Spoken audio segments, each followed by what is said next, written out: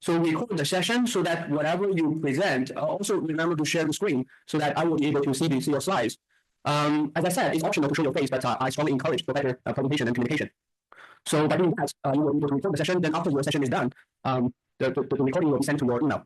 So later, when you submit your group project, you submit the slides and make sure that your link is accessible for anyone, especially for instructors like me.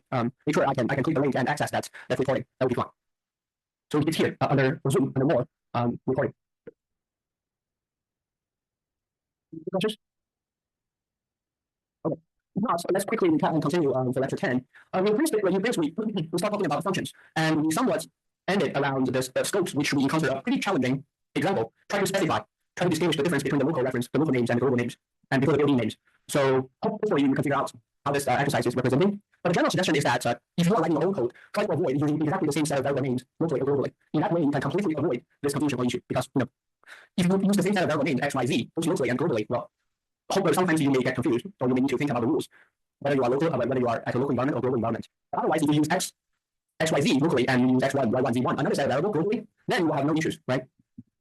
Then we started talking about arguments. Specifically, we say, okay, if I give you an example of a function, a self-defined function, or whatever function that takes multiple arguments. In this example, we have a simple function that summarizes a student's information into a dictionary, which takes in 5 different arguments. So the default way is what we call a positional argument. So whenever you are calling a function, you do not have to write down the keywords like name, age, gender. The only thing you have to do is to correctly specify all the input arguments, name, age, gender, in that specific order. For example, like this. Whenever we're calling a function like student info, we say, okay, the first one, position-wise, the first position must be corresponding to name, so Jane Doe, and the second one is age, 20, and so on and so forth. So you put in exactly the same number of required input arguments, in this case is 5, and in that specific order. So this is positional argument. To make things more complicated, Python will also allow us to combine positional arguments with keyword arguments. This is understandable, right? Because in case that your function requires a lot of, like in this case, 5 different input arguments, sometimes it's not easy to memorize or to remember the exact sequence. Like, how do I know without seeing the function? How do I know when I call the function? How do I know I should put, like, for example, age after name, right? So if you don't care about the specific order of the input arguments, an alternative way is to use the keyword arguments, or even a combination of both. So by using the keyword arguments, we do not actually care about the order, as long as you specify the correct keywords.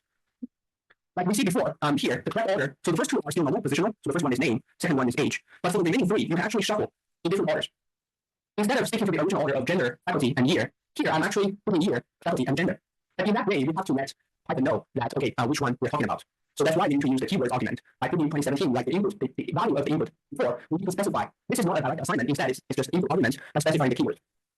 So you can mix both, but we say one of the rules, actually the only rule here as a requirement is that all positional arguments must be specified before keywords arguments. In other words, here, you can, at some point, it's okay to first use positional arguments, then at some point switch to keyword arguments, but you can never switch back. The reason is also intuitive. If whenever you are switching from positional to keyword arguments, you're basically saying, okay, I do not care about the sequence or the order anymore. Then it doesn't make sense for you to switch back. Because by switching back to positional arguments, you suddenly care about order and it will make everything confusing. Right? So that's the only rule we need to stick to. Like in this example, we first use positional arguments, so there's no need for the first 2 arguments, there's no need to put any keywords like name, age, no need. We directly put the corresponding value. But for the remaining 3, as long as we start using the keyword arguments, we should stick to it. To specify all the keywords after that. Otherwise, I will give you a error saying exactly the rule that positional arguments must be specified before the keyword arguments. Maybe we can try what will happen if you try to like switch back and forth. To make things even more complicated, personally I would argue this, the default value, I will introduce the default value. This will make our life slightly easier because usually a complicated function will take a large number of potential input arguments. Like in this one, it takes 5. And if you, I'll give you an analogy. This is similar to what we have learned in Excel. If you still remember in Excel, one of the functions we learned, we say, okay, very important function was called VLOOKUP. VLOOKUP took, I don't remember exactly, but 4 to 5 different arguments. And not all arguments are compulsory. We see some arguments are optional. What do we mean by optional arguments? Similar logic applied here. As the programmer, when you develop a new function and you require a number of input arguments, and for some of the arguments, you can set default values. The purpose is that, okay, for example here, we set default values of faculty to be business, and we set the default value of year to be 2017. So the logic behind the default value is that if the user, when calling the function, if they want to use a different value other than the default, they can specify using the keyword argument. If they forget about this default argument or they do not specify anything, we will stick to the default value. So we have seen this exactly the same thing when we learn VLOOKUP, right? We say, okay, if you do not specify some of the input arguments, it will do a ultimate search, right? If I remember correctly. So same logic applies here. So actually this will make our users of the function users' life easier because once a function, some of the arguments are of default values, the user does not have to fully specify all the input arguments. Like here, we have to roll 5 arguments, 2 have default values. Then the user only needs to specify the compulsory input arguments, which is the first 3. Like we have to specify the first 3. Then it's up to the user. If the user wants to stick to the default value, for example, for this function, if we expect that the majority of the students are from the business faculty, we're all in this group, right? And we expect majority of the students are from the same year. Then our user will not need to necessarily put in the last 2 arguments. If they ignore the last 2 arguments, they will take the default value. like this.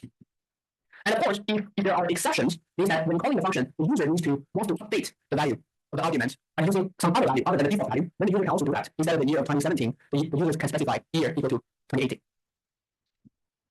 So before we go to writing the code and a quick exercise, let's revisit one of the very useful functions we introduced before, which is called help function.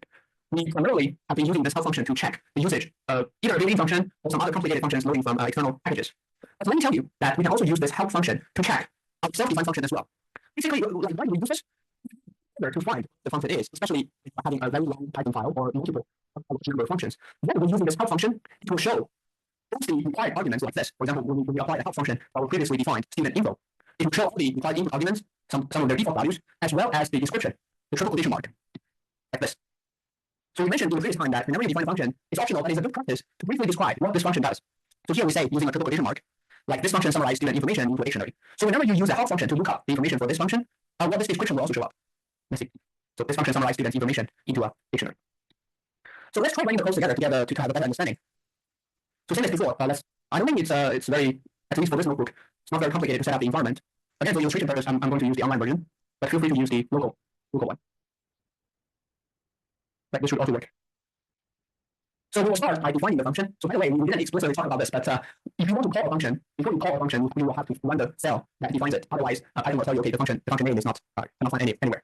So by running this cell of the function itself, we do not execute it. We just let Python know that, okay, I'm defining a new function. I'm not calling it yet, but you better be prepared in case that I call it sometime. So the current function will take 5 input arguments, right? So whenever you are using a help function to check the information, help student info, show you the required input arguments as well as the short description in the triple quotation mark here. You can think of this as another way of commenting, explaining what the function does. So the first exercise is to think about the rule that we have to strictly follow. Again, we can feel free to use a mixture of both the positional arguments without any keywords, or a keyword argument where you can shuffle the order really, like year appear first. But we need to make sure all the keyword arguments appear after the positional argument. Otherwise, for example, let me quickly try. If you remove any of the keywords and think of, okay, what if my year, let me quickly try, gender equal to, do not have to strictly follow me here. And the year will be 9, 20, 25. So even though here we are sticking to the correct order, right? Even though you see the original order required are name, age, gender, faculty, year. We're sticking to the same order, name, age, gender, faculty, year. The only difference is that I'm using keyword arguments for gender and faculty, just to be safe, right? There should be nothing wrong with it, but still, we are violating the rule by putting a positional argument after a keyword argument. So even though this order of arguments is still correct, we're violating the rule, so it will give us an error. Positional arguments followed by keyword argument. To fix this issue, that's also easy. You just need to make sure that whatever happens after the first keyword should always be keywords, right? So the last one is not keyword, so to fix this error, we will need to add in the keyword of year. Right, by doing that, we will be able to execute the function. And one flexibility of using the keyword argument is that once you specify the keywords, positions will not matter anymore. So in other words, we can feel free to swap the orders between the keywords. So that will be fine. So year appear before faculty. That's fine. In short, as long as you let Python know which one is which, either positionally or keyword, because by knowing the keyword, the position will not matter, right? Python will still know. But the bottom line is that keywords should appear after positional argument. So that's the only requirement. Then let's briefly talk about the default values. As I said, when we design this function, we would expect, okay, what will happen if the user don't bother to put in all the 5 input arguments? So let's set some default value. For example, by default, we can expect faculty equal to business, and year is 2025. I think we use integers here. Yeah. So if we define the function in this specific way, of course, we need to run this out again to update the definition of the function. Then it is optional whether to put in faculty or year. So let me get rid of faculty and year. So for the ease of understanding, let me change the year to be 2024. So if we do not specify anything for faculty and year, Python will take the default value, which is business and 2024, respectively. So this is what we have. So what will happen if we say, okay, I'm not from the batch of 2024, I'm 2025, well then, okay, you can manually specify by using a keyword argument, right? Something like this. Because here we are using a keyword argument, well, it's we do not care that much about the orders, so we can just skip faculty equal to business because that's a default value. We're all from the rule, so there's no need to write down everything. If it takes the default value, we stick to it. So this is about the exercise. Think about the two similar concepts of positional and keyword arguments, and things will get a little bit trickier when they are combined with default values. So let's take a quick exercise. Don't go to the next page of slides, otherwise you will see the answer directly. But more importantly, try to think or try to understand or try to explain why the other options does not work. So let's see. We are defining a new function called bar, which we use to make a bar plot. It takes quite a large number of arguments, input arguments, and a quick explanation of some of the arguments. So we are trying to create a bar figure with x height, width, and alignment is center. So among the four options, let's spend maybe around 1 minute quickly thinking about it. If I tell you only one option is correct, which one could it be?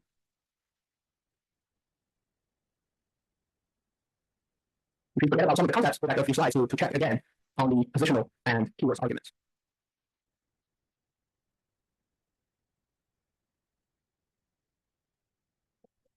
Actually, the multiple choice questions like this, if there's no confusion option, like if there's no D option says okay none of the above, then exclusion is a good trick, right? You can try to decide which options are not incorrect.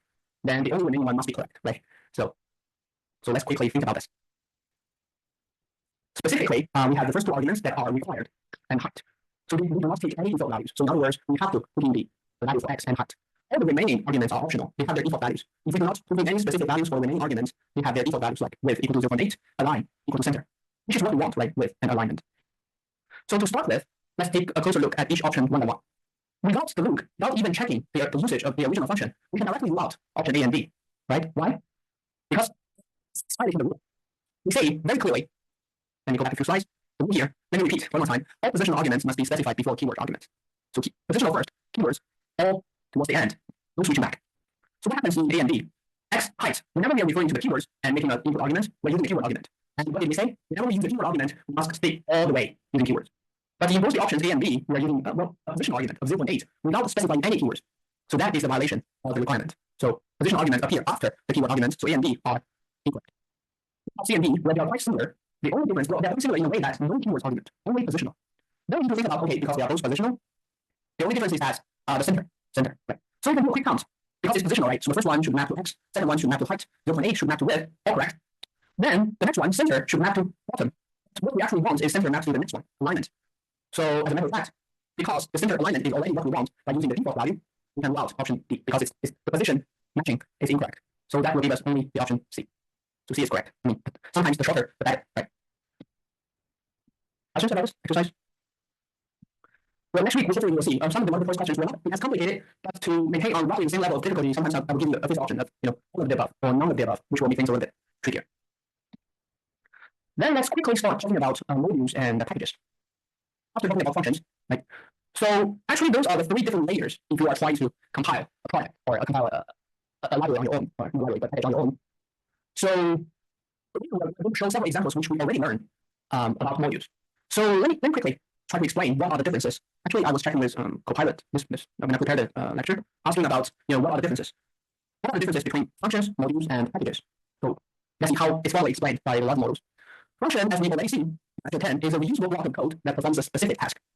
Once we have multiple functions and we put multiple functions into a single Python file, this Python file is called a module, usually a Python file or py, that contains functions or potentially other objects as well, classes, variables, some initialization of the variable values, and classes which we do not specifically talk about in this case. So the second, hierarchically speaking, the functions, other variables put into a single Python file, that will be a module. If you put multiple Python files with multiple modules into the same folder, that folder, you can call it a package. Well, that's the different layers. Previously, we have seen a lot of examples for this, right? For example, when we are trying to load or import the whole package of pandas or the whole package of NumPy, right? So we are essentially by importing all the modules. So all the functions within all the modules in that specific package will be available for us to use. So if you think about the reason why we're using Python modules, well, the reasons are actually very close because a module is nothing but a collection of different, variables and functions. So the reason is very similar to why we're using functions. So it's to promote the reuse and the sharing code or sharing files. And also you can directly call them across another file into the module. It will be locally more organized and it will allow for better namespaces. Like it will, to some extent, avoid certain issues like we mentioned before, like local and global variable names. So to quickly show you, actually, this quick simple exercise we did not include in the Drupal notebook. So I'm going to quickly write it down on my own. We are going to quickly introduce several possible syntaxes of importing modules or importing specific functions, import modules as short names or packages. Well, we have encountered several of them, but I want to give you all the potential ways. For example, for a very simple example, we have a list of 6 numbers, 1, 2, 3, 4, 5, 6, called a list, and we are trying to compute the average value and the standard deviation. To do that, we are going to import a module called statistics, and the syntax, we have seen this multiple times. Whenever we're trying to import either a package or a module, the syntax will be import. Okay. First, before we import, we need to make sure the module has been successfully installed in the environment. Otherwise, we need to install them first. Right. Well, this module I think is automatically there. We'll try before. We'll try later. Then, once the module has been imported, we will call the specific function included in that module by using this syntax: module name, function name. We have seen this multiple times, like np.function name, pd.function name, plt.function name. Those are all like later we'll see that's another syntax of giving short names. it's okay to not give a short name and use the original name, like statistics. So let me quickly write this down, although it's not currently included in the notebook, but I can, well, import statistics. Let me first try if I can import. Well, it works here. Just to double check for the local version whether it works. Yes. I'm going to stick to the online version. Let me quickly do a list of members. This object type is similar to a NumPy array. If you want, you can try also writing the code, but you do not have to strictly follow it here. Then to call a specific function name, a little bit more statistic, we call the module name followed by a dot, then the function name, statistic. So that function is called mean, which will compute the average value. That will give us 3.5. Let me print both the mean and the standard deviation, which the other function is called std. So this is one way. We're going to introduce multiple ways that will over. You will pick the one that you like or that is most convenient in your task. So this is the most straightforward way. You input the module, then you directly call the module's name followed by the function name. Of course, one complaint you will have is that the word statistics is so long. Every time you need to call the function from that module, you need to type in the full word of statistics. Well, that's not very convenient. So this is what we have seen before, right? If you do not write the long name, you can use the short name. This is equivalent as what we did, like import NumPy as MP, import library as PLT, import pandas as PD. Well, very similar. So once you give it a short name, you can call in the function by using the short name. Actually, in this way, your code will look much cleaner. Right? So this is the second syntax. Let's quickly go through the slides first before we try some other alternatives. So this is the first way we talk about using the statistics, the full name. Alternatively, this is what we just tried, right? We can give it a short name or formally speaking, local name. So import, the syntax is something import local name or package name as local name. So whenever you are calling the local name, Python will treat them equivalently as the original full name. Then, same as before, you can directly call the function from there. Here's the third option. Which is directly telling the usage. This is very simple and clean, right? The syntax is a little bit different. Instead of import something or import something as something, we use slightly different syntax from module name, import star, or import asterisk. So by doing this, it will copy all the related contents and put into your local environment. In other words, by doing this, you no longer need to refer the original module name or package name. You can directly call and standard deviation. So let's quickly try this. So the syntax is a little bit different from statistics, import asterisk. So this star or asterisk actually means that import everything. Instead of importing a specific subset, you are importing everything from statistics and make a local copy of it. So in that way, you do not even need the local name st.mean. You can directly use mean and standard deviation. However, let me make a turn here. This way, import star is not recommended. It's not. So let me make this very clear. This, well, it seems to be convenient. It may cause certain confusions, and usually the professional coders will discourage beginners from doing this. To give you a very simple example, let me show you a quick example, then hopefully you will know why. I'm adding several new cells. So suppose, to explain in a simple way that why using this should be avoided is that, imagine, because here you do not even need to call the module name or the package name, so the function is as if it's local. So what if you're loading from multiple modules and multiple packages where they share the same function name? You have conflicts. Python will not know which exact function because we're not calling by the module name, even short names. So we directly call mean, right? This is okay if you only load or import the single module. If you load multiple modules each have its own mean function, then potentially you can have some confusions. To show you a quick example, let's see. Let me define my variable called pi. So for me, pi is a string of apple pie. So pi is a string of apple pie. What will happen if I try import math from import star? Means that I make a local copy of the math. The pi. So let me show it clear right here. So you see the problem here, right? For me, I want my pi to be the apple pie, but after I load this star, import the star using the math module, my previous value of the apple pie has been overwritten by the mathematical pi, which is 3.14, which I do not want. So in that case, you have conflicting names in order of, in the case of variable assignments, in the case of function names, usually you will have a lot of issues. So this is one of the reasons that we should avoid of using the stars. So the most recommended way is still what we did, right? And give it a local name or short name. That's the best way, probably. And of course, there are these four ways. If you're only interested in working with a specific function from a module, then you can write something instead of from module name import everything. You can do from module name import only a specific function. That's okay. And you can even give it a local name of the function, like import mean as ML. But the mean is still is way short. If you want to even make it shorter, you can give it local names. And standard deviation as ST, well, that's also fine. We're not going to explicitly try this out. But actually later in the next lectures exercise, which we'll probably do next week, we will do a lot of this because we're going to load many of the machine learning exact functions inside of the whole module. So here's a quick list of the recommendations. So again, its coding style is yellow color, So it will not be a compulsory requirement, but instead it's more like a recommendation for beginners like us. So first, import different modules in separate lines. This is what we did, right? When we try to import multiple modules or packages, we use different lines, like separately importing PLT, PD, NT, so on and so forth. And another recommendation is that we put all the import statements in the first step, so that whenever you are using the Jupyter notebook, you are using the code, you directly, by looking at the first cell, you directly know how to require external references. Absolute imports are recommended, and it's better to avoid using the from module name import stop for the reason we just showed. Right. So these are just recommendations. So if you really want to import everything from import using star, well, that's fine. But you need to be extra cautious when calling function names and variable values. Then we said we have multiple layers, right? We have multiple layers. We have a single function. We have multiple functions and combined with variables, and then we do type file, which we call a module. If you have multiple type files, means multiple modules, well, then we have the package, which we are all very, very familiar with. In fact, we even did this in the online Jupyter environment. Because to install a package, depending we say about this, right? Depending on which kernel or which Python version we are using, either we will use some of the package Python package managers, either PIP pip install or Anaconda install. I'm not going to go into the exact details, but we'll actually encounter several times of this. The only thing you need to remember is that before importing, you need to make sure they are correctly installed. If they're not, then you need to use either of the package manager to install packages first.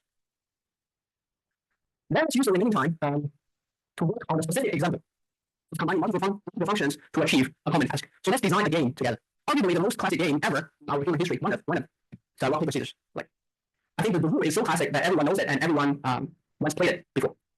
So let's first take a closer look of what our objective of this function is trying to do. Then we are trying to build each individual component, and eventually we combine them together and we try to play with it.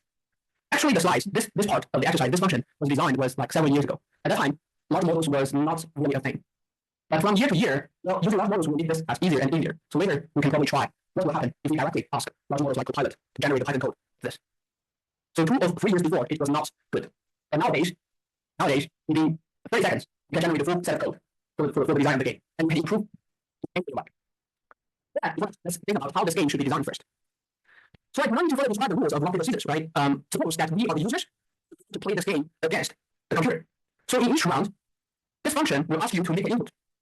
Let's see.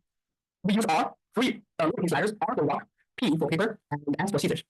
What the function or what this game will do is that it will ask your input. RPS stands for the 3 options, and then it will display your options as using emojis. For example, the fist will represent rock, and the victory will represent scissors, and the hand will represent paper. Then, the computer will randomly select one of the 3 options, ultimately our option. Then, based on the 2 outcomes, rock, paper, scissors, for the user as well as for the computer, our game should be able to decide whether someone wins or is a tie game. So there are several challenges in this game. If you think about it, the rule is really simple, right? We have 2 users, we have 2 players, 1 user, 1 computer. Each one only has 3 potential outcomes. So altogether we have 3 by 3 is 9, right? So things should be very simple. But several challenges. So first we need to make sure that the computer's selection or computer's selection is random. So that's one thing. We never learn about randomness so far. Second, how do we display emojis? So third, once we know the options like rock, paper, scissors, how do we decide who wins and who loses? Right? Those are the individual smaller tasks that we need to do. This is usually also the logic when you are working with a larger Python task or a Python project. If you have a specific task, one usual way is to decompose a big task into smaller ones, then to design specifically smaller functions for smaller tasks, and finally combine them all together to achieve a larger one. So that would be useful because some of the smaller tasks as functions, you can reuse them in other bigger tasks or other files. So this is an overview of the functions that we're going to write. Again, the purpose or the objective is not for you to be able to explicitly write down those functions. Instead, it's for us, when we are seeing functions like this, we will be able to understand what they do. Right. So here, quickly, we include 3 functions. The name does not matter, but we can probably guess from the name what it does. First one, rand RPS, will randomly help the computer pick one of the 3 options of rock, paper, scissors. To do that, we need some randomization mechanism. We will use the external module for that. And the second one, emoji dictionary, will help us to convert the options into the corresponding emojis. And we have another function called check win, based on the 2 players' output, besides who wins and who loses. So let's jump directly into the code, and later we go back to the slides to summarize. So basically remaining, well, it looks a bit tedious and complicated, but the overall logic is actually very smooth. So the external help that we are going to need, in other words, the two external libraries, not packages, that we are going to need help from. One is numpy.random, which is a specific module that will help us randomly select options. We call it RD. This is what we just learned, right? If we want to import a specific module and give it a local name, like numpy.random, but here we only, instead of importing everything from numpy package, we only care about the random module, and we call it intro name RD. And another, well, this one I should put on the top. Another important package that we're going to need is emoji, because by default, Python does not directly use emojis. So if you directly import emojize, like a specific function from emoji, it says the. Unfortunately, this package is not very widely used, so will have to install it first. Again, depending on whether you're using PowerPy or XPython, the code of installing the new package will also be different. So if you are using PowerPy like me, you use something like this, pip install emoji. Well, that was pretty fast. Once your installation is done, you can try invoking them again. Then we're ready to go through each individual functions and see what's their job in the game. So the first function is called rand_RPS. When naming the functions, it's a good habit to briefly explain what it does, right?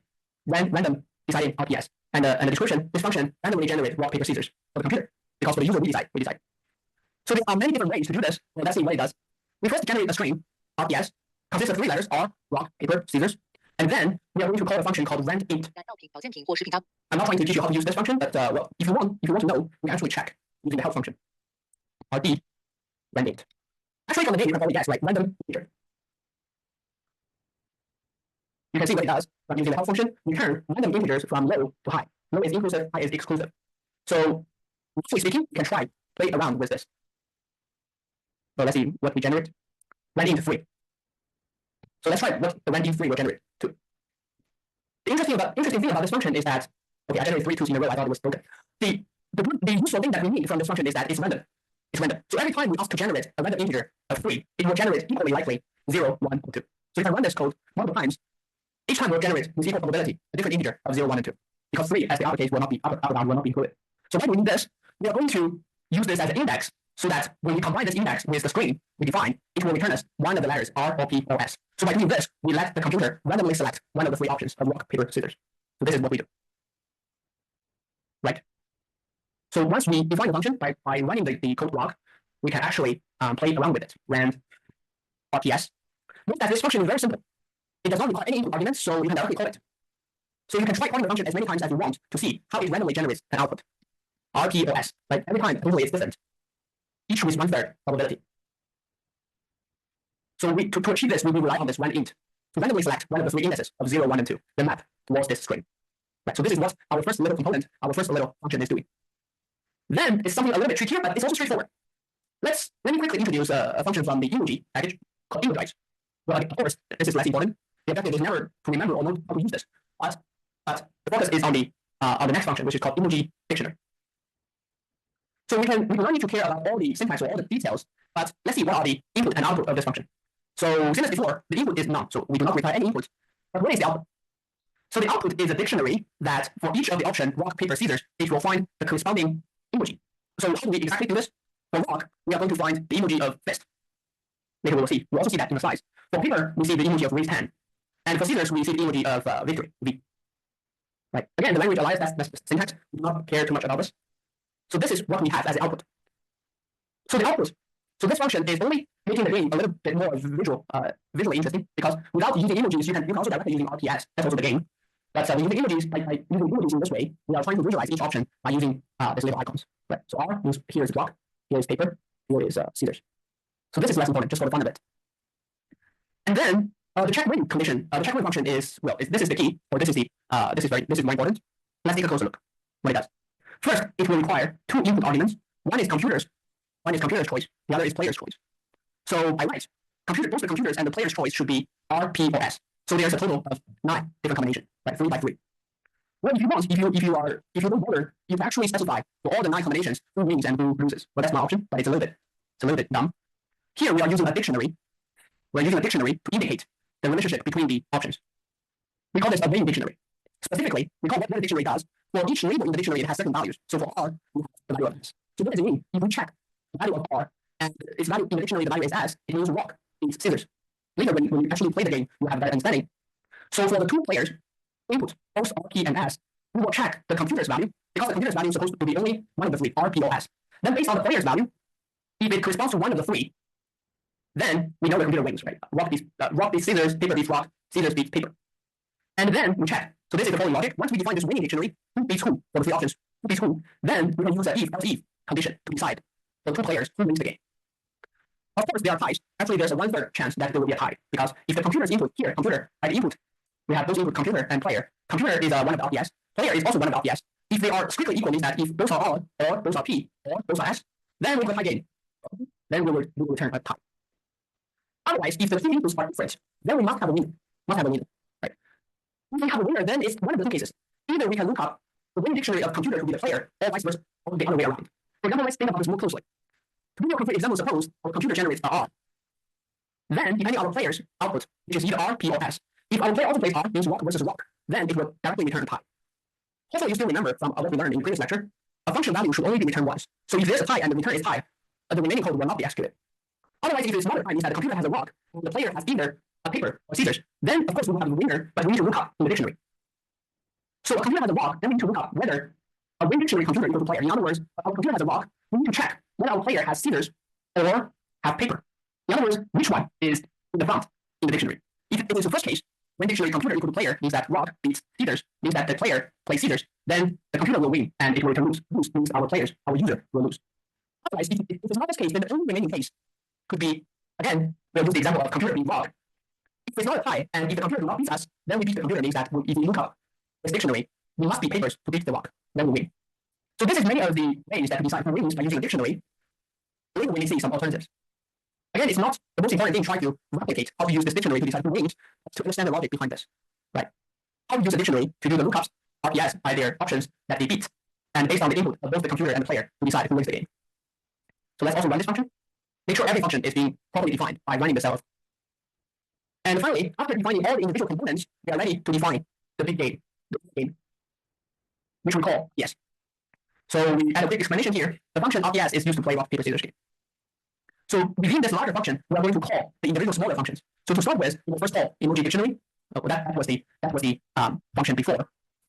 Actually, we do this, like we separate the smaller functions instead of putting all into a huge giant function for modularization. Means that this smaller function might be useful somewhere else. So if you keep it formula by separating composing smaller tasks into smaller functions, then potentially you can reuse some of the smaller functions in other places. So this is a good practice. So we define a dictionary called emojis, which will map the corresponding RPS English letters to their emojis, to the icons. Then we go to the main rule of the game. While true means that the game will be playing over again. We use the input function to take our player's decision, either R or P or S. Still as before, you do not have to fully understand all the details and syntax in this example, but I expect you to understand the logic, like what is speaking, what each line of code is doing. For example, what happens to this if statement? So if player does not input anything, no input, or the user inputs something that is not legal, because we are playing RPS, if the user inputs some other letters, other symbols, the game will print, game ends, and the game will end there. Remember, in a while statement, whenever we're using a break, the overall while loop will be stopped altogether. Then this is what the player does. The code will only continue if the player inputs one of the three, R or P or S. Then we use this little function we defined when RPS to generate the computer's option of one of the three letters, R or P or S. And then once we have both players' option, so R or P or S, we know they are legal, otherwise the game would end. We are ready to compare and decide who wins the game, who wins this round of game. Right. So first, we print out the player's option as well as the computer's option using the emojis dictionary, and then we use the earlier defined function check win and put in each player's option, computer and player, and print a message based on who wins the game. That would be it. So the overall logic is somewhat straightforward. So let's quickly define this RPS function and try to play the game. And actually, by playing the game, we're also testing it. Whether we have anything strange or not working. So you can also try playing along with this. So this is not a so funny game, but still, it's a great deal of exercise. So let me first try to play several rounds with it. Let me try R. As long as you put in one of the three RPS options, the game will continue for another round. For example, let's suppose. So personally, when I play this game with my friends, let's see, I always play rock. So then for each round, hopefully you understand what happens inside within the function. Right? It will print out your option. It will convert your option from an English letter to the emoji defined in the dictionary. So every time I play rock, it will be converted to this little fist. And then computer in each round will randomly select one of the three options. Then, based on the logic we define by decide who wins, like check win, our function will decide whether we win or lose the game. If we both have the same option, there will be a tie game. Right? You can play it for several rounds, and of course, if your input is illegal, means that your input is the three letters RPS. For example, I directly enter. The game will end there because this triggered the if statement and break the loop. Right? Let me play one more time. So, for example, if I input some other letters other than RPS, the game will directly end. Otherwise, you can try playing different options in each round: rock, paper, scissors, and the output should be purely random. And you know from the law of large numbers, on average, you should win, lose, or tie, each with 1/3 probability. It's purely random. Right? By the way, if you are in the input mode, you cannot run any of the other code. You need to quit the input mode by quitting the loop. Otherwise your code is still running. So this is about the exercise. And let's quickly summarize what we did in the using the slides. But before we go to the slides to summarize things, any questions for this related to this game? So we start by the rand RPS to randomly select the integer, and by using that integer as an index to map to one of the computer's option RPOS. So this will generate integer for us from 0 to 2. Because as we see in the help function, the uppercase value, the upper bound value 3, will not be selected. It will select randomly from 0 to 2. Then using that as an index, we will randomly select RPOS for the computer. Then we use emoji to construct the emoji dictionary to map RPS to 3 corresponding icons. The tricky part is this check win function. Because based on the input computer's option and the player's input, we're going to decide using a win dictionary who wins the game or who loses or it's a tie game. So this is what happens to visualize what happens within the final RPS function. So to start with, we call the emoji dictionary to create a dictionary of converting the corresponding letters to their icons. And for each round, we can see this is a loop. As a player, as a user, we can play this game multiple times until we trigger this break. So using the input function, we can either put between R, P, or S, and if it's not one of the three, the game will end. Right? And then we will call the random RPS function we defined earlier to ask the computer to randomly generate from one of the three decisions. And based on our user's decision and computer's decision, we will compare them using the function checkWin.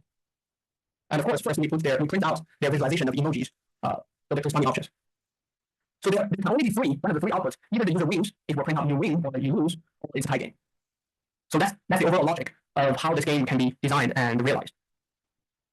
So we can actually quickly, like I said, if we are teaching this course like maybe 3 or 4 years ago, this is probably the only way that we do this. Otherwise, you can search on Google, see how other people are doing it. But nowadays, it's actually very, very convenient. You just describe what you want, and the large language models will generate the full set of code for us. So let me quickly show. Right, this is my earlier chat history with Copilot. Well, the prompt is not very important here. As long as you know what you're doing, you can rewrite your prompt over and over again. This is what I said earlier. Help me design a rock, paper, scissors game and give me the Python code where the user will input R or P or S, and the computer will randomly select one of the three. But I even have some grammar mistakes, but that's fine. And show the results. The game can continue playing until the user terminates. Right. So directly, Copilot will generate this Python code for me. Generate this Python code. And well, I'm not really happy because I forgot to mention about emojis. So I want RPS to be displayed as emojis. And then it turns out it can also do this. So let me directly copy paste. In fact, if you have access to Copilot, you can also try telling your own prompt by asking to generate rock, paper, scissors game. Of course, the resulting thing will be slightly different than what we designed, but the overall logic should be the same. So let me quickly copy paste. Different than our practice. Oh, let me use the online version so to make it consistent. It's also using a random, the random package. I think random, that's a module in NumPy, so it's directly random. So let's quickly try to figure out what Copilot is doing for this game. Welcome to rock, paper, scissors with emojis. R for rock. I mean, it's using a different set of emojis, but well, that's fine. It's the real rock, paper, and scissors. And it gives you some user instructions.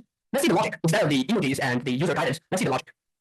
Similar to our exercise, it starts by using an input function and convert to lowercase. So this is good. If you input some uppercase letters, it will help you convert to lowercase. It will allow you to invert Q, which is the short for quit. It's similar to our empty and enter.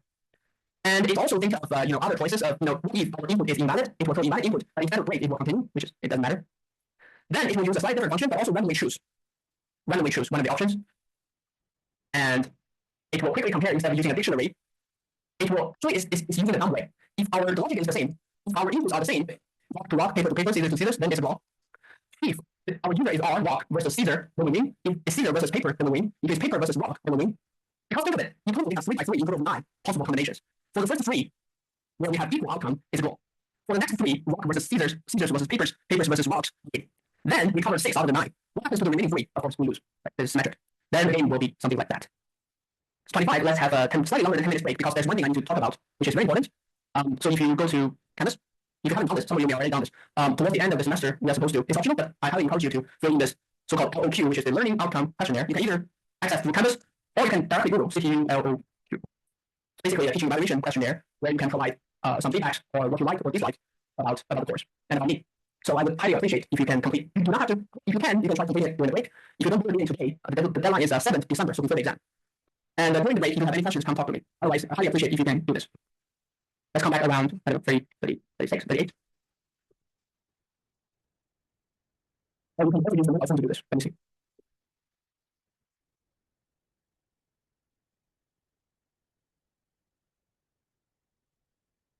Let's QR code.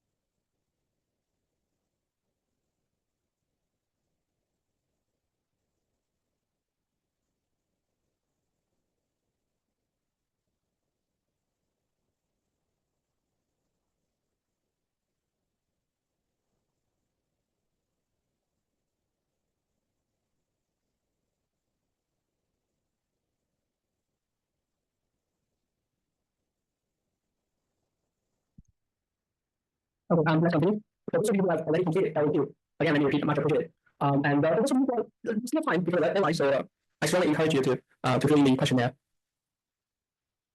So let's try playing the game. Actually, if you have time, I also recommend that you just open Copilot and based on whichever way you like, describe this RPS game to Copilot and see what kind of Python code it will generate and see whether the code can be executable in Jupyter Notebook. In the majority of the cases, it should work. If it doesn't work, you can keep asking the question, like keep refining, improving the code based on what you like. So for me, let me quickly show you how this game can be played using the code generated by Copilot. So let me try playing it. Actually, it's the same. It's the same. It will give you all the instructions, like you will input R or P or S, but give us another option called Q, which is to quit the game. What happens if we do not do anything required? Let's see output 1, 2, 3.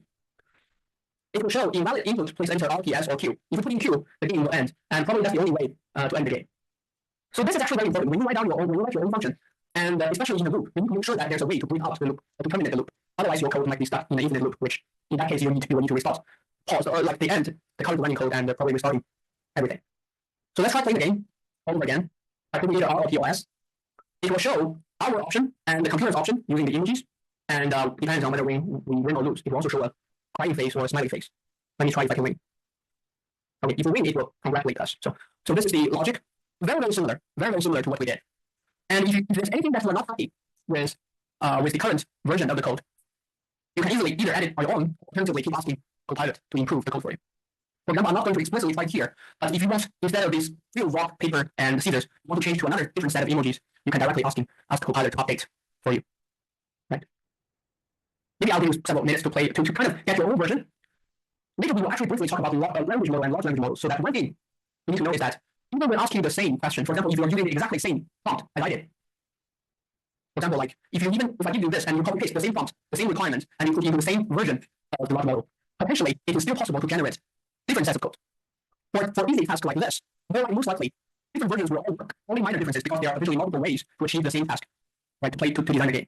But you just need to try it on your own and see two things. First thing, whether it works, and if it works, how it's different than other versions, like the version we covered in the lecture and the version I'm using here. Even though they are different, maybe they are using different variable names, maybe they are using different emojis, maybe they are using even some functions, or even packages they're using can be different. But as long as it works, it should be fine. So let's take some time to, if you have access to Copilot, try asking the similar type of question, build an RPS model together, and copy paste the Python code into Jupyter Notebook. See if you can run it. If you cannot, I'm able to help. You can raise your hand. I can take a closer and quick look.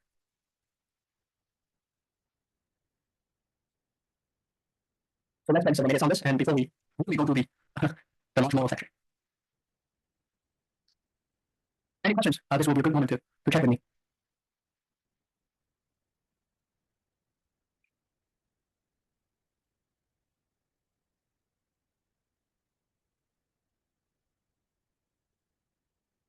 So I'm going to quickly try out something.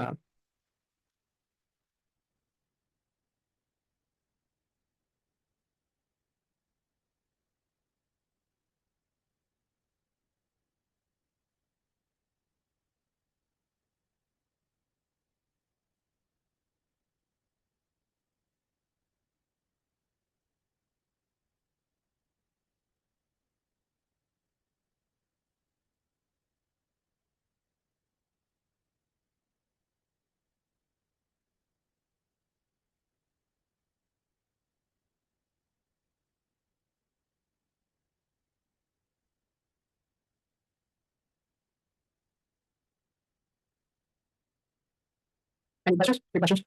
So let me quickly show you. For example, I'm not very happy with our previous round of rock, paper, scissors. They are literally the real rock, the real paper, and the real scissors. And I want to use this set of emojis instead. Then I quickly ask this question by taking a screenshot.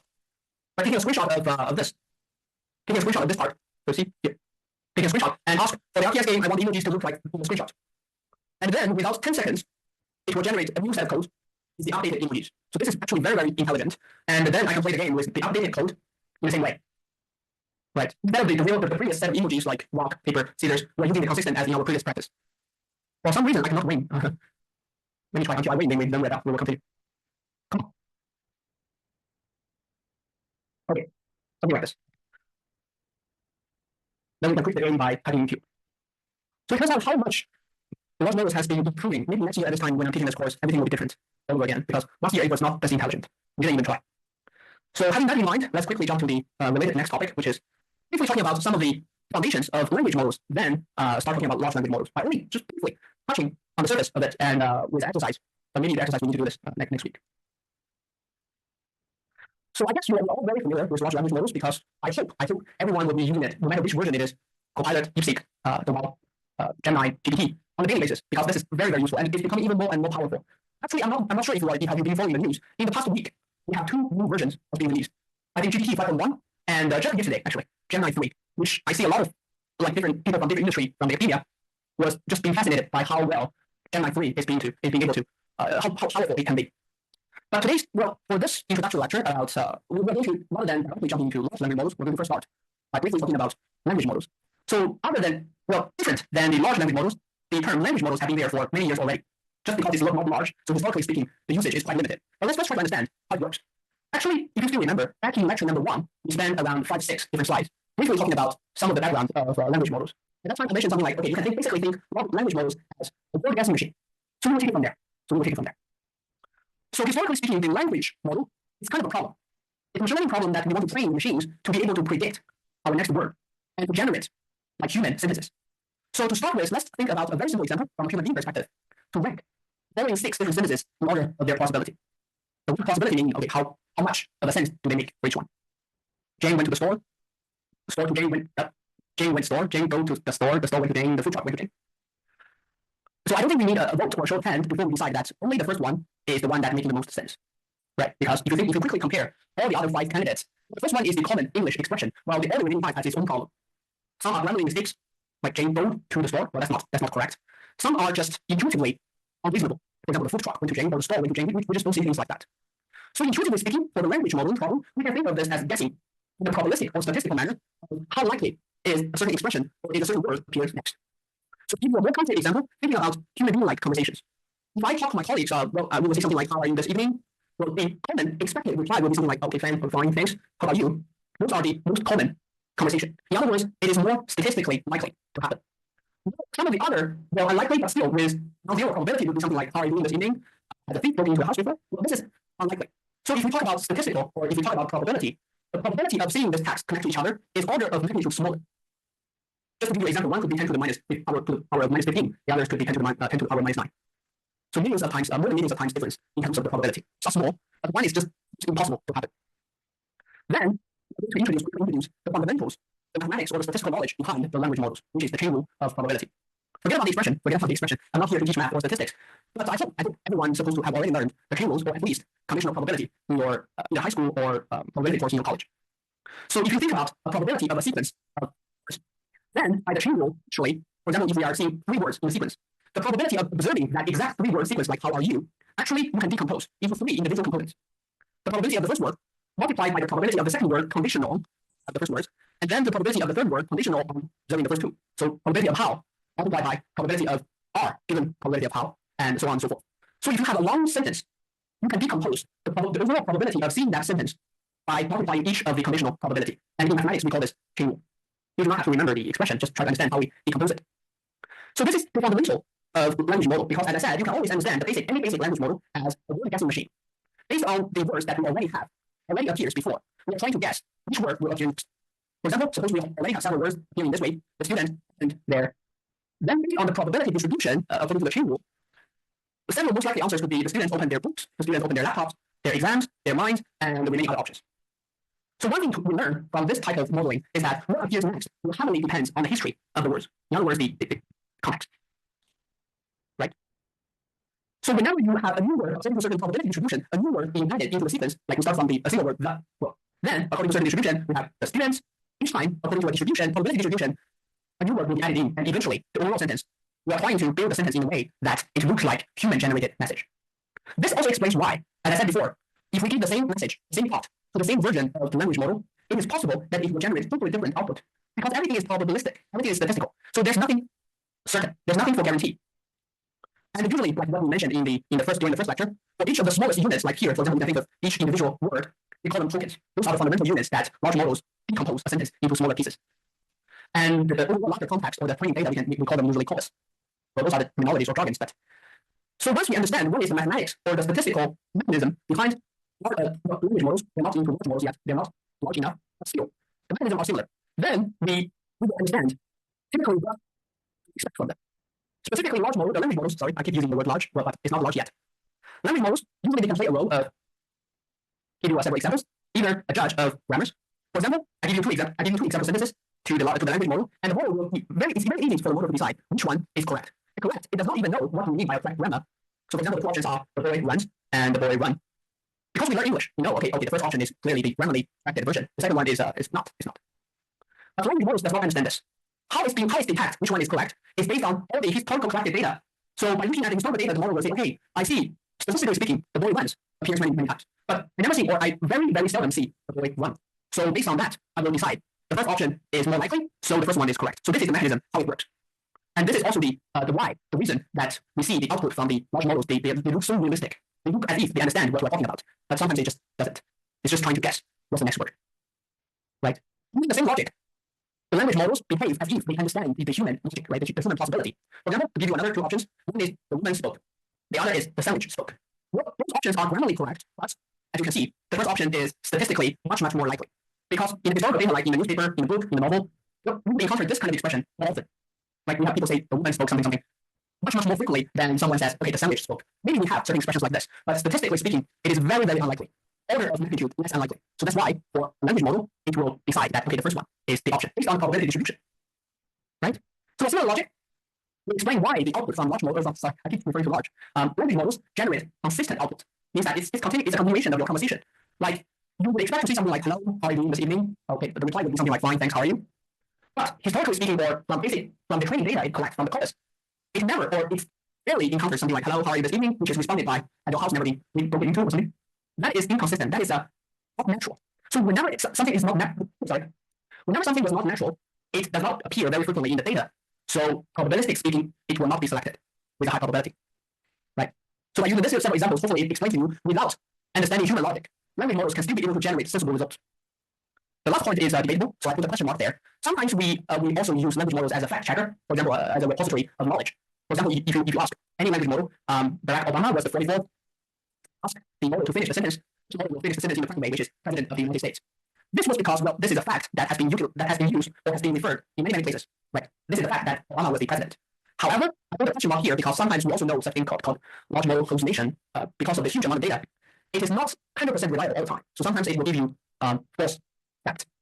I give you the example during lecture 1, right? When I was writing papers, I asked Gemini and GPT to generate a reference academic papers for me, and it generated a very long list. I was so happy because they are so relevant and so useful. Then I look up each individual paper one by one. None of them exist. So that was the point to warn us. That was the warning. But having said that, that was maybe several months or even 1 year ago when I checked it.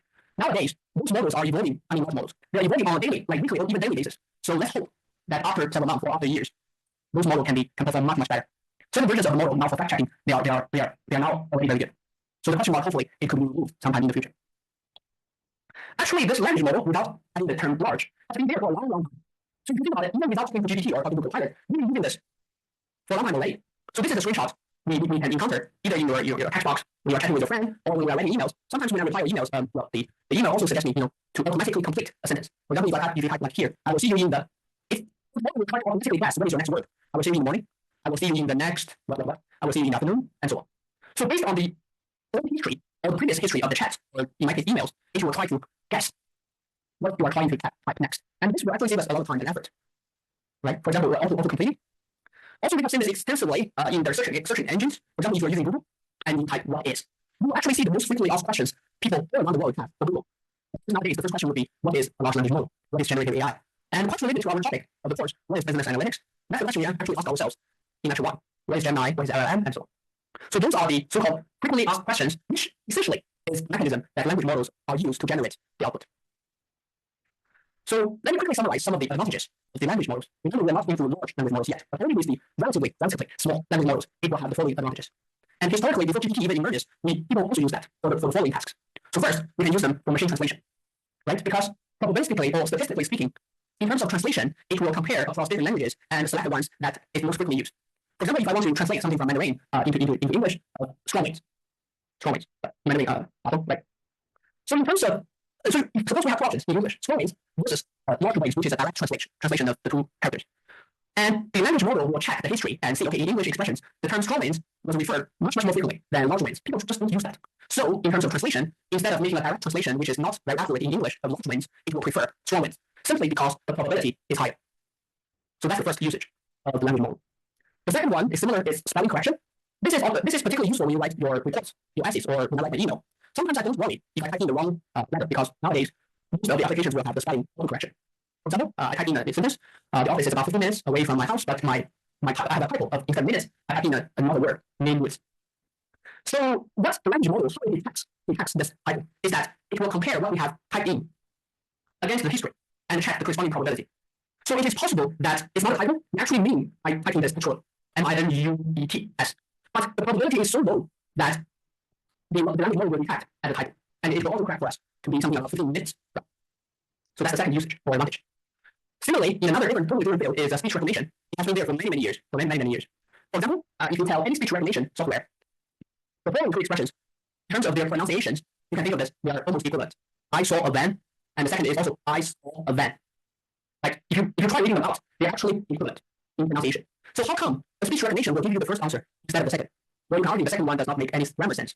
But at the same time, it was simply because the first one has a much higher probability in the language model. So that the model will assign a higher probability of showing that up. And the second one, historically speaking, no one ever say things like that. I saw and. So what does that mean? What is using that? So it's not generating that because the corresponding probability is very low. So applying the same logic to other tasks, historically speaking, language models have been widely used for summarization, question answering, handwriting recognition, which is quite interesting, OCR, and etc. So having said the fundamentals of a language model, now the next thing we want to quickly cover is historically how do we train a language model. This is also straightforward, depending on the amount of data, which is historically speaking is huge, and we call them corpus. We mentioned about this word back in lecture 1, and we train the language model so that it can serve different purposes. Like, give you another example, when you Google the best recipe for being pie, it will automatically try to guess, automatically finish the word, maybe biscuits, maybe birthday cake, right? So what do we mean by the first step? Using a very large corpus of historical data to train a language model, what do we mean by that? Actually, we will start by very simple, naive approaches. Of course, they are no longer useful nowadays, but understanding this will be helpful when we are going to the large regimes. As we said, everything is related to probabilities. So the goal here is to estimate the probability using a large amount of text data. This training data is called textual corpus. You can think of them as the training data, or historical data, or context, large context. Then the training process is nothing but maximize the probability that something happens. In statistics, we call this MLE, which is maximum likelihood estimation. It's okay if you're not familiar with this. I'm just going to very briefly give you several examples, starting from the simplest one, which is what we call a naive solution, simple, called count and divide. Let's suppose, well, this is a huge simplification of the real case, but let's suppose that in the corpus or in the training data, we have a total of 2 sentences. And we treat each individual sentence as itself, as an individual component. And depending on how many times each sentence appears, we can compute their relative frequency. So the language model will be simply summarized by its name. It's called count and divide. Right? We count for each individual sentence how many times they appear. Then we divide by the number of occurrences, or in other words, we divide the frequency by the total occurrences, total number of n. That will be the corresponding probability. Right? So this one is very straightforward. It's mathematically very simple, but as you can imagine, it's too simple. So it may not work very well. So later, people need to break down the sentences into smaller components, into smaller words, and based on certain assumptions, try to compute their relative probability. So to introduce that, we will have to. This is probably one of the last several mathematical concepts I need to introduce in this course, called Markov assumption. Let's do a quick show of hands. How many of you have learned? Let me try to get this about. How many of you have ever heard the word Markov, or ever learned stochastic process, or ever used a Markov chain or whatever? Anyone? Oh, that's good, because I did not expect any of you to. So let me try to explain this property briefly. This Markov property, or Markov. Some of you may, if you want to do a PhD in our field, you want to learn this. Otherwise, it's not very useful. So basically, you can think of this Markov process as a certain memoryless process. So to give you an intuition of what is about this Markov process, you can think of a very let me try to find an analogy of, in Mandarin, we say sometimes we see a bear going through a cornfield and picking the corns, right? Sometimes it's just keep forgetting things. So the Markov assumption basically assumes that we do not have a very long memory. If you think about the naive case, we need to keep track of the full sentence. So the probability of a new word depends on all the words appeared before. So if you have a sentence consisting of 10 different words, the probability of the 10th word will be conditional on the first 9 words, right? But the Markov assumption is basically saying, okay, well, no one will have that long of a memory. We can at most remain the past 1 word or 2 words or 3 words at most. To give you another example, I think I found a better example. We have limited memory, so we keep forgetting things. Let me give you an example of this course. When learning lecture 2, we still remember all the things about this course. But when at lecture 6, you forget everything about lecture 1 to 3. You only remember lecture 6 and 5. Basically, you only remember the current lecture and the previous one, nothing before. So this is the short memory we have. So the Markov assumption actually simplifies things very, very much for us, because instead of depending on the entire history of generating the sentence, it will only depend on the previous several words. To give another example, when I generate a word from the existing unfinished sentence, if I generate the next word to be you, how are you, based on how and are, then our memory is only three words. Any words appear before three words, we do not care anymore. We forget about them. Sometimes this is called memoryless, and more formally, we call them Markov assumptions. Formally speaking, instead of caring about, suppose we are at position of a sentence, position t plus 1. Instead of caring about the full history, which is all the words from the first word to the kth word, instead of caring about all of them, we only care about the previous n-1 words, including the current words that will be a total of n words. So let me repeat. Less important of a concept, but intuitively this is very useful. We only care about the previous n-1 words, and whatever shows before that n-1 words, we completely ignore them. They are not relevant. We do not care about them at all. So depending on the different values of n, we decide how to generate the probability. What is the simplest case? The simplest case happens when n equals to 1, where we do not care about any history. We generate the word purely by its own. That's not very nice, right? So we can change the sequence of n. There's a trade-off later we will see. The longer the n, the longer the memory we need to keep, the more computational resource we need to spend, the more context we're able to capture. If you set n to be 0, if you set n to be 1, you do not care about any history, any previous words generated. So basically there's no context. So that's the Markov assumption. How long of a history we care about? If you a more concrete example, suppose we are in the middle of generating a sentence, the river is its water is so transparent that. So we are trying to determine what is the next word. Its water is so transparent that, so conditional on the sequence of words, we are trying to decide the probability of the next word being the. Right. So instead of focusing on the entire history of the sentence, maybe a long description of the river, so the river is positioned in where, and its water is so transparent. But very, very long history. We don't bother. We only focus on the most recent several words. Its water is so transparent that. In fact, we can even focus on a much shorter history of words. I only focus on the previous two words. Transparent that. We can even read it even shorter, right? Only depends on the previous word. So that is the traditional way of calling Markov. Only depends on the previous word. Any word before that is irrelevant. So we decide the probability when n equals to 2. We decide the probability of the next word only based on this word. So this is the conditional probability. So the length of this in a traditional language model will decide on the mechanism of the output, how it's generating sentences. And traditionally, this is called n-gram language models. Depending on what is the specific value of n, I will give you a more concrete example. So we'll apply n being 1, n being 2, and being 3. So it's called 1 gram, 2 gram, 3 gram. So let's try to understand how this example will work. Hopefully after this example you have a better understanding of the conditional probability and the Markov process. So here is the sentence. Let's assume that is all we have, the whole corpus. In reality, of course, the corpus is much, much larger than this. But for this simple exercise, let's assume this is what we have. So the first sentence reads like this. I have a dog whose name is Lucy. I have 2 cats. They like playing with Lucy. So we're trying to use this n-gram mechanism to create a language model. And the idea is always the same. We are trying to collect the information or the relative frequency based on how long is our memory, and we are trying to compute the conditional probability of generating the next word. So of course, I will have to say before we go into this exercise, because the corpus is relatively so small, just for illustration purpose, in reality, because we have much larger corpuses, the output will make more sense. When n equals to 1, it's called either a 1 gram or a unigram. Uni means 1, right? When we use a unigram, basically we are saying, I do not care about history at all. N is 1, and we always care about n-1 history. So n-1 is 0, so we care no history. The next word generating probability depends on the history. So if you want to decide the frequency of the word, for example, Lucy, we directly check there's no conditional probability. The probability is absolute. We simply count the number of occurrences. For example, in this corpus, in this long sentence, Lucy appears twice. Cat appears once. So that will be their corresponding probability. In total, we have a total of 17 words. If Lucy appears twice, the probability of observing Lucy, given this unigram framework, will be 2 over 17. And for any word only appearing once, the probability will be 1 over 17. So any word that is not appearing at all, the probability will be 0. As easy as that. So this is unigram. So no conditional probability does not depend on any of the history, directly count the frequency. Unigram. You may argue, okay, by doing this, we completely ignore the history.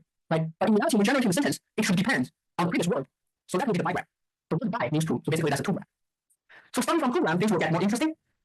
2, n equals to 2 means that we care about n-1 history, means that we only care about the previous word. So by doing that, hopefully you still remember the expression for conditional probability.